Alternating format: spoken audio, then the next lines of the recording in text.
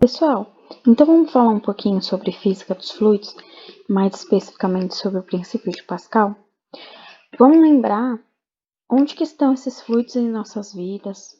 Vamos fazer uma revisão sobre o que é fluido? Vamos imaginar se a gente conseguiria erguer um objeto muito mais pesado ou com muito mais massa do que a gente facilmente. Vamos ver o que Pascal tem a ver com tudo isso e vamos para uma demonstração.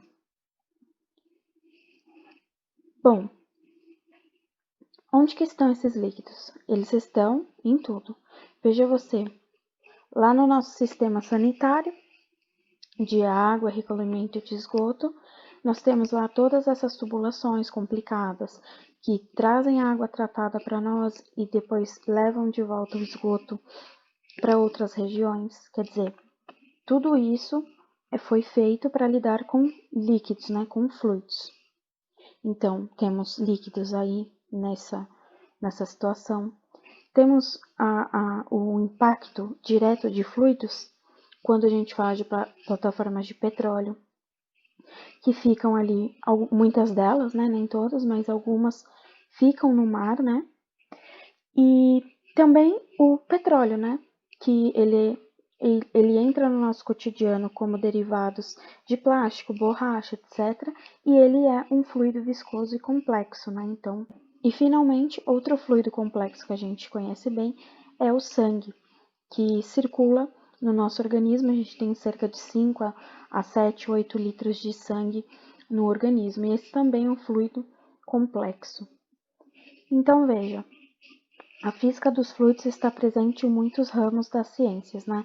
Nas engenharias, na biologia e na própria física, é claro. Mas vem cá, você já imaginou erguer um objeto muito mais pesado facilmente? Bom, eu não sei se você já viu esse tipo de elevador hidráulico, né? Mas se você reparar, ele tem pistões e se você olhar bem, essa é uma engenharia, uma mecânica muito simples, né? Para erguer um peso tão grande quanto um carro, né? Então, o que está por trás disso, né? Temos ali essa caixa preta perto do homem, né? Que é um dispositivo que manuseia, né? Essa prensa hidráulica, ou esse elevador hidráulico. Então, ali ele aperta botões, essa prensa ergue ou desce, mas, no fim das contas, é um princípio bem básico que faz com que a gente consiga reverter pouco esforço em muita força para fazer alguma coisa importante.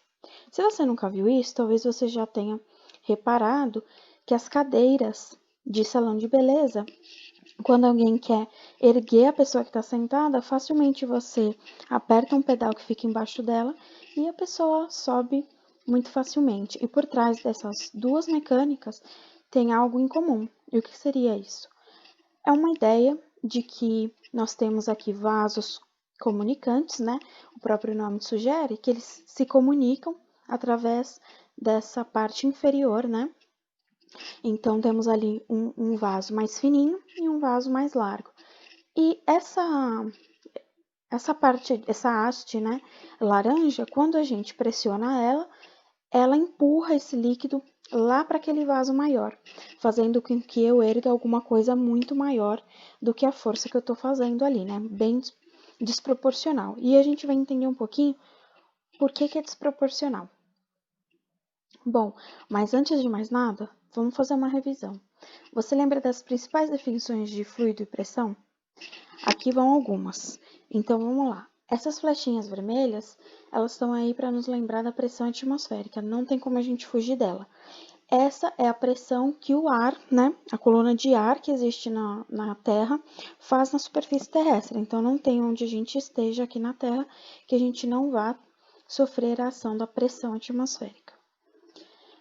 Outra coisa, esse ponto vermelho tá lá para lembrar a gente que se tiver uma coluna d'água ou uma coluna de um fluido em cima da gente, ou em cima desse ponto, vamos supor ali, a gente também vai sentir essa pressão devido ao fluido. Então, nesse caso, se a gente imaginar que é um copo com água e ali embaixo eu tenho uma bolinha, essa pressão, eu vou sofrer, né? Essa bolinha vai sofrer a pressão do líquido. E se vocês repararem, essas flechinhas, elas estão assim, circundando essa bolinha, por quê? Porque a bolinha vai sofrer a mesma pressão em todos os pontos. Então, essa bolinha sofre duas pressões, a atmosférica e a pressão devido a essa coluna d'água em cima dela. As principais características dos fluidos, vamos lá. Densidade, né, que a gente sabe que é massa sobre volume. Mas antes disso, a densidade, ela está diretamente relacionada com a temperatura. Se a gente pensar no mel, quando está em dias muito frios, a gente percebe que o mel, ele cristaliza, ou seja, fica sólido.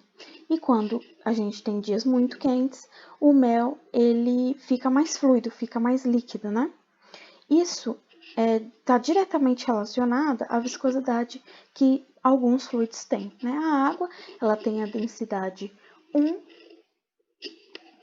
e ela não varia muito com a temperatura, né? Ela fica muito próxima disso. Mas para outros tipos de fluido, como o petróleo, mel, a temperatura é importante. E qual a forma que um fluido assume? Bom, também fazendo uma ressalva de que gases também são fluidos, eles vão assumir a forma que tiver o recipiente deles. Se eu pensar num gás, ele tiver num cilindro, ele tem a forma do cilindro. E se eu pensar num líquido e esse líquido tiver num copo, ele vai assumir a forma do copo. Mas tem pressão. Vamos lembrar o que é pressão? Pressão, eu estou falando de força sobre área. Essa é uma relação fundamental e que vai ser usada no princípio de Pascal, então a gente tem que lembrar bem dela. Se eu imaginar uma superfície plana e eu fizer uma força em cima dela, ou seja, aplicar alguns newtons, eu vou, não idealizando, imaginar que esses newtons vão ser distribuídos, essa força vai ser distribuída homogeneamente nessa área. E daí, quando eu fizer a força dividido pela área, eu tenho essa pressão. Então, quando a gente fala de pressão e força, elas estão muito relacionadas, né? E é legal a gente lembrar dessa relação. Mas afinal de contas, o que Pascal tem a ver com isso? Bom, Pascal mostra que a força F1 pode ser mais efetiva que F2. Mas como? Como assim? Que força é essa? Vamos ver essa figura. Aqui nós temos, de novo, um vaso comunicante, onde o lado esquerdo, onde tem esse êmbolo verde, ele é bem mais largo, e aqui do lado direito a gente tem um êmbolo que é bem mais fininho. Representado aqui, esse êmbolo está em laranja. E veja você, o êmbolo, quando a gente fala isso, é só uma plataforma que não permite que a água vaze pelas laterais, né? Então ela fica vedadinha. Se eu empurrar de um lado, não vai vazar do outro, vai só empurrar esse êmbolo. O êmbolo é isso, essa plataforma móvel.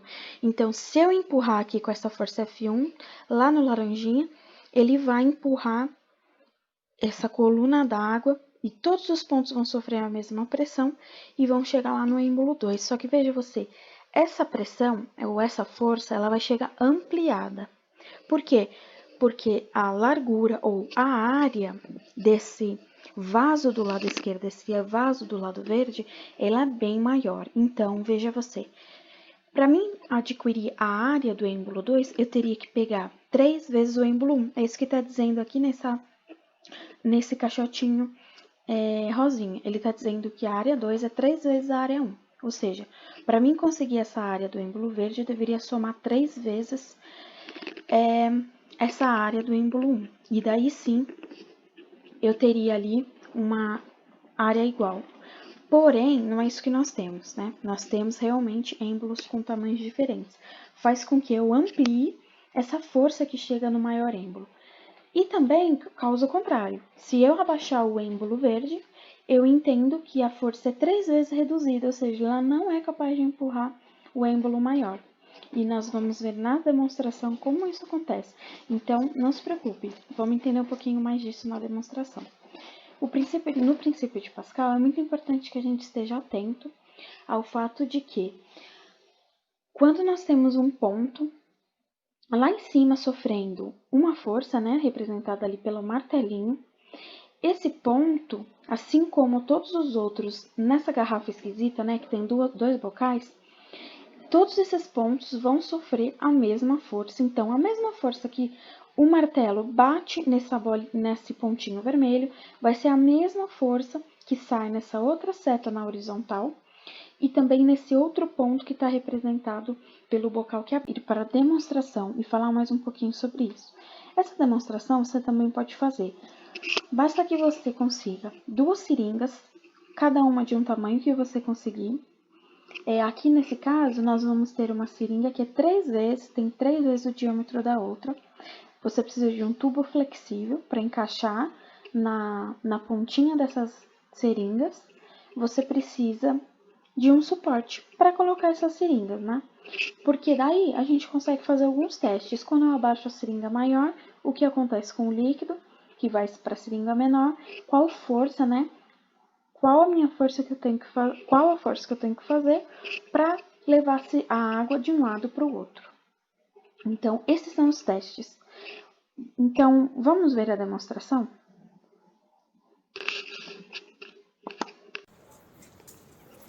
Bom, para o nosso suporte, o que temos aqui? Eu tenho 4 pedaços de madeira que eu combinei de modo a formar essa geometria aqui, que é um suporte bem rígido, onde eu posso encaixar as seringas que eu tenho aqui.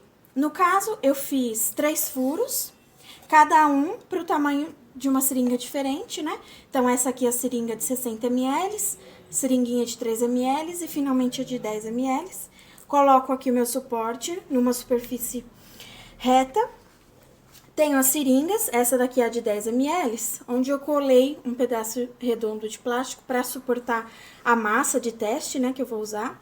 Eu tenho um tubo, que ele é flexível, onde eu já deixei encaixadinho aqui. Aqui dentro eu tenho água com tinta guache, pra gente enxergar melhor. Então, eu encaixo aqui as seringas, eu vou usar de 60 ml, então, eu coloco lá no furo maior, encaixo o tubo e faço os meus testes, que consiste em levar a água. Então, é bem fácil levar a água da seringa menor para maior, mas da maior para menor é mais difícil. Então, eu levo de novo com facilidade para o outro lado, através do tubo. E daí, vou tentar equilibrar essa massa que eu tenho aqui, que é um pedaço de pedra.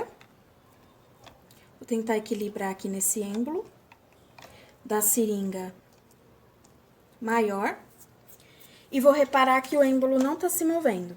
Ou seja, essa massa não foi suficiente para levar a água para o outro lado. Tento fazer a mesma coisa com a seringuinha média. Então, leva a água lá. E vamos ver se ela é capaz de empurrar essa água com essa massa aqui. Vou tentar equilibrar.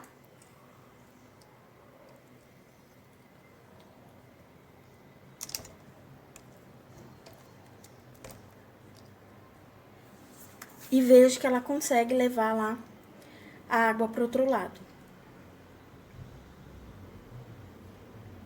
Bom, então, dá para perceber que com bem menos força aqui no êmbolo, eu consigo levar a mesma quantidade de água para outra seringa. Enquanto que nessa seringa que é maior, eu preciso fazer mais força para levar o mesmo tanto de água. Por conta da relação que nós temos aqui com a área, né?